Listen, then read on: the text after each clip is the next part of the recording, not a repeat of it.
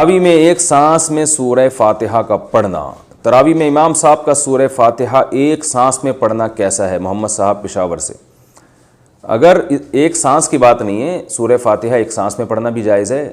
سوال یہ ہونا چاہیے بہت تیز اسپیڈ میں پڑھنا کیسا ہے؟ اگر اسپیڈ اتنی ہے کہ سمجھ میں نہیں آ رہا، کہ الفاظ ہی پورے واضح نہیں ہو رہے، تو پھر تو ناجائز ہے، اور اگر الفاظ واضح ہو رہے ہیں کہ ایک لفظ سمجھ میں آ رہا ہے تو پھر جائز ہے، لیکن بہتر نہیں ہے۔ اعتکاف میں کیا کام کرنے چاہیے؟ معتکف کو کیا کام کرنے چاہیے اور کن کاموں سے بچنا چاہیے؟ بنت عبد الجبار انڈیا سے۔ پہلی بات تو ان کاموں سے بچنا چاہیے جس سے اعتکاف ٹوٹ جاتا ہے۔ اعتکاف میں لوگ بلا وجہ مسجد سے کے صحن سے باہر نکل جاتے ہیں، واش روم میں جاتے ہیں تو واش روم سے باہر آ کے کسی سے گپ شپ لگانا شروع کر دیتے ہیں۔ تو ہر وہ کام جس سے اعتکاف ٹوٹتا ہے اس سے بچنا چاہیے۔ دوسرا، اعتکاف میں غیبتوں سے بچنا چاہیے، بد نظری سے بچنا چاہیے۔ اعتکاف میں بھی لوگ آج کل جو ہے وہ واٹس ایپ پہ اور فیس بک پہ لڑکیوں سے چیٹنگ کر رہے ہوتے ہیں، جو بہت زیادہ بیہودہ حرکت ہے۔ اور جو ہے غیبت سے بچیں آپ، اور اس میں جو ہے کہ بد نظری سے بچیں آپ۔ جماعت کی نماز تکبیر اولیٰ چھوڑنے سے بچیں آپ۔ مسجد میں رہتے ہوئے بھی تکبیر اولیٰ سے نماز نہیں ہو رہی ہے تو کتنی حرج کی بات ہے۔ باقی یہ کہ اپنے شیڈول کو اعتکاف میں متعین کرنا چاہیے، کہ پہلے سے یہ فیصلہ کر لینا چاہیے میں نے یہ 10 دن کیسے گزارنے ہیں، تو اس میں کتنی تسبیحات پڑھنی ہے، کتنی تلاوت کرنی ہے، اور کیا کیا سیکھنا ہے۔ یہ سب شیڈول پہلے سے ہوگا تو آپ کا اعتکاف میں ٹائم ویسٹ نہیں ہوگا۔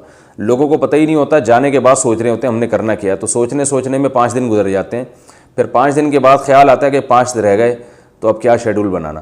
تو اس لیے پہلے سے اعتکاف میں بیٹھنے سے پہلے اپنی ترتیب بنایا، وہ ترتیب اتنی مشکل نہ ہو کہ اس پر عمل ہی نہ ہو سکے۔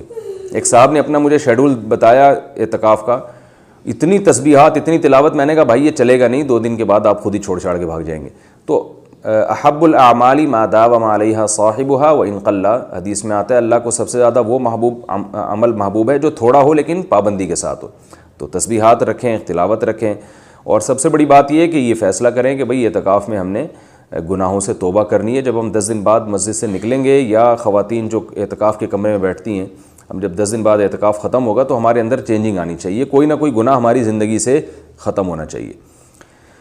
نسوار سے روزے کا حکم، کیا نسوار سے روزہ ٹوٹتا ہے یا نہیں؟ محسن ایبٹ عباس سے۔ نسوار جب آپ رکھیں گے تو ذرا سبھی اگر اس کا ذائقہ حلق میں چلا گیا تو روزہ ٹوٹ جائے گا۔ اس لیے علماء کہتے ہیں کہ حلق میں ذائقہ چلا گیا تو بہرحال روزہ ٹوٹ گیا، ذائقہ نہیں گیا تو چونکہ خطرہ بہرحال ہوتا ہے، اس لیے مکروہ ہے، ناپسندیدہ ہے۔ رکھنے سے روزہ تو نہیں ٹوٹے گا، لیکن کیونکہ اس بات کا پورا امکان ہوتا ہے کہ حلق میں ذرات پہنچ جائیں، اس لیے اس کو مکروہ اور ناپسندیدہ عمل کہا جائے گا۔ نسوار ویسے بھی ناپسندیدہ چیز ہے، کوئی اچھی چیز نہیں ہے۔